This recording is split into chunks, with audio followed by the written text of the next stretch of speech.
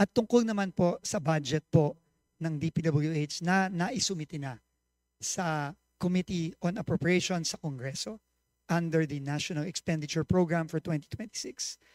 Kami po ni Secretary Mina ay susunod po sa utos ng Pangulo na kailangan nating rebisahin at repasuhin at kung kinakailangan baguhin ang budget po na isinumite ng DPWH. Yun po ang hihingiin ko po sa inyong tulong.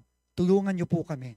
Lalo na po ako na 5 araw pa lang po ako. Wala pa pong 5 araw po ako nandito. Ako po ay dumaan sa ilang briefing, aaminin ko po sa inyo, halos wala po akong maintindihan sa gulo ng budget na nakikita ko. Kahit na po matagal na po ako sa gobyerno, marami-rami na rin po akong ahensyang nahawakan. Ako po gitong-gito hanggang ngayon. At napakalaking bagay po ng tulong ng honorable members ng Congress para maipakita sa amin, sa akin, at sa buong sambayanan ang mga pagkakamali dito sa budget na ito. Para po mabago natin at maipakita naman po natin sa ating taong bayan na seryoso po tayo sa mga pagbabago gusto nating gawin sa DPWH. Kaya po ngayon, pasensya na po, hindi po ako makakapag-present. Tama po si Congressman Rufus Rodriguez. Magsasayang lang po tayo lahat ng oras kung ako po ay magpe-present ng budget na babaguhin din po natin sa tulong po ninyo. Kaya po ako hihingi ng paumanhin. Hindi po muna ako magpe-present at hihingi po sana ako ng panahon.